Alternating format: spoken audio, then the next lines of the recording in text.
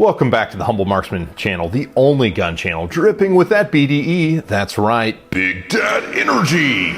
I know I usually pick on my mathletes, but I got one for you literature guys. What does Charles Dickens keep on his spice rack? The best of times and the worst of times.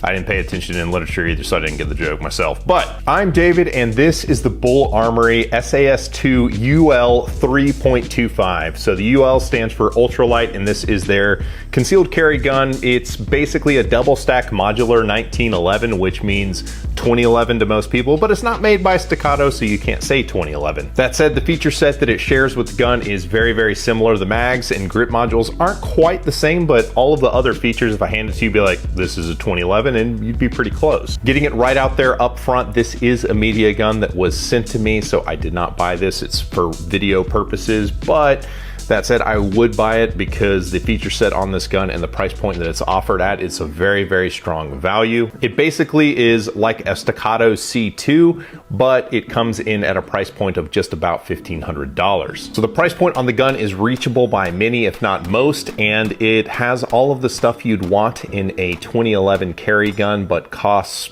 you know, a reasonable amount of money. I guess you could call that reasonable. Still a lot of money, but the quality that you get is pretty insane.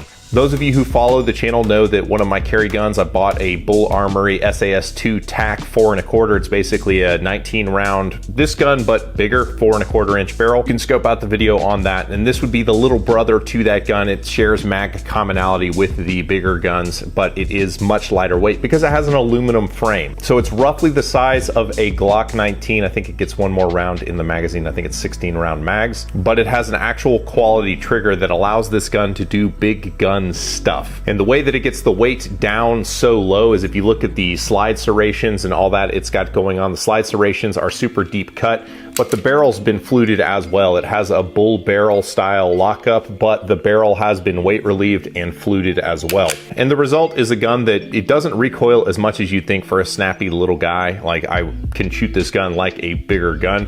The only difference between it and the Tac 425 is the traction on the grip was knocked down a little bit to not rub against your smooth, supple daddy tummy in quite the same way as the Tac, which is a pretty aggressive grip. The Tac series shares a grip module with my race gun, whereas this has its own thing where it's kind of a medium light sort of traction, so it's not quite as aggressive as their standard module, but it's good enough that you can get a grip on it. Other than that, since the mission of this gun is straight up concealed carry, the feature set is changed from the Tac series. It has an abbreviated beaver tail grip safety. The manual safeties have been trimmed down to be kind of dehorned a little bit. As mentioned, the serrations are much more enhanced over what is on the Tac model because these little short guns, there's just not a lot to grab onto, so it does that. Slide comes with an adjustable rear sight, which you have to unscrew the elevation deal before removing it with the 2 screws on there. Ask me how I figured that out. But the adjustable rear sight with the fiber optic front is a good iron sight set, but you can mount an RMSE style optic. As you can see, I'm trying out a new optic here on top of the thing. There'll be a video on it later. The trigger pull weight on the gun is about 3 pounds. It's super precise and crisp as you would expect from a Bul Armory trigger. The trigger's every bit as good as the Tac and just a little bit heavier than my Ultimate Racer competition gun. And here's the trigger. Here's the reset. It's very, very good trigger. It's very much the same quality as my competition gun's trigger. So being the smaller, lighter gun, you really would think that this thing was gonna be snappy. It was gonna be very difficult, but as I've already said, I can do big gun things with this little gun. And the recoil is super duper pleasant. It's very, very manageable to shoot. And for it to be as light as it is, it's kind of an enigma as how they get it to shoot that soft. I had this gun at the range with my buddies when we were filming the IDPA compensator video, and they kept stuffing my ammo into the mags and giggling as they shot this downrange because it shoots much better than a gun this small and light that you would expect. It is a very capable concealed carry gun. The holster commonality is the same as its big brother guns. This is a Tac 425 holster I use for my big gun, and it locks in just fine. This is from Priority 1 Holsters. I got one of the 3.25 inch holsters that is specific to this gun, and I actually prefer the longer holster body because there's so much weight in the grip that it kind of wants to tilt out, and there's not enough, you know, keel down below the belt line to stabilize the gun. But with the 425 holster like this, it is phenomenally stable. It's so lightweight that I won't say you'd never notice it's there or anything like that, because that's not true, but at the same time, it's a lot lighter than the steel frame TAC 425 that I usually carry. It conceals a bit better than the TAC 425 because it doesn't come with the mag well bolted onto the grip, so it actually, all in all, is a much nicer carry package. All right, this is Super Vel 115 plus P.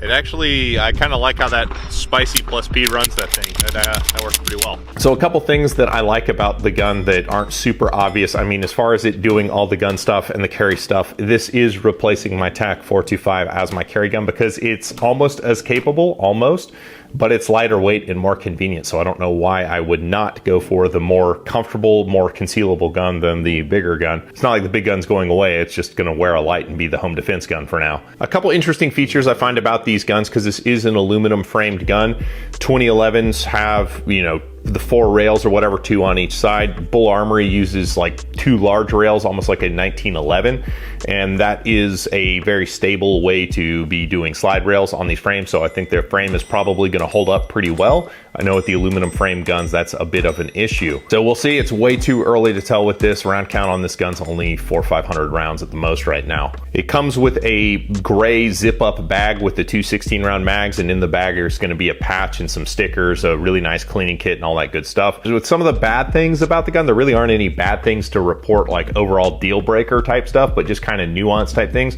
The finish is robust, and this is true on my TAC 425 as well, but it's not completely smooth. It's got almost like a fine finish to it, and you can't really feel it with your fingers, but when any sort of metal makes contact with this gun, if it's a softer metal, it will mark the slide, and I've got marks on this. It's true on my TAC 425 as well. I don't know what finish this is. I'm assuming some kind of PVD type finish, but the finish holds up really well. It's just if you ever let the gun touch up against something, it will leave a mark on the slide. You can get it off, but at the same time, it's kind of annoying because you're like, I want my gun to be super black and pretty, and then it's just getting marks. So another negative is that it doesn't take 2011 mags. That's not a huge negative because you can get the Bul Armory magazines. They're pretty much always available. They've got the supply line sorted out now, so they're always there, at least every time that I've looked. The mags are sufficient quality. They're not going to have any issues. MBX magazines makes Bul Armory mags as well, so there is an aftermarket solution as well. It's the stuff I use for my competition guns. Since it uses a plate system, they only have 1 plate, and that's for the RMSC, so you can't use full-size optics. You're limited to compact optics, which isn't that big a deal, as good as the compact optics are these days,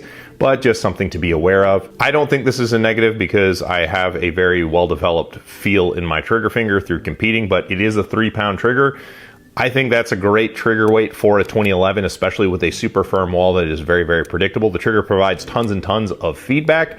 However, some people are going to think that is too light. And the only thing that really, in my opinion, could be a negative is that for a gun that costs as much as this, you're not going to be able to put it in your hand at a gun store.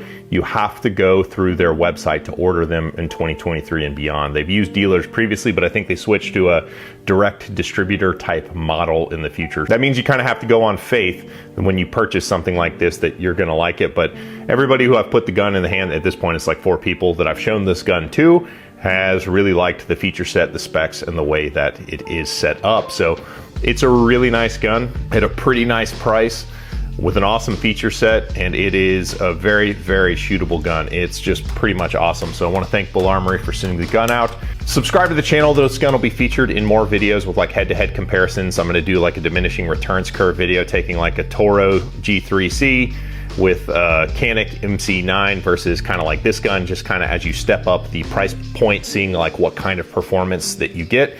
So scope that video out. I appreciate you guys, and I'll catch you on the next one.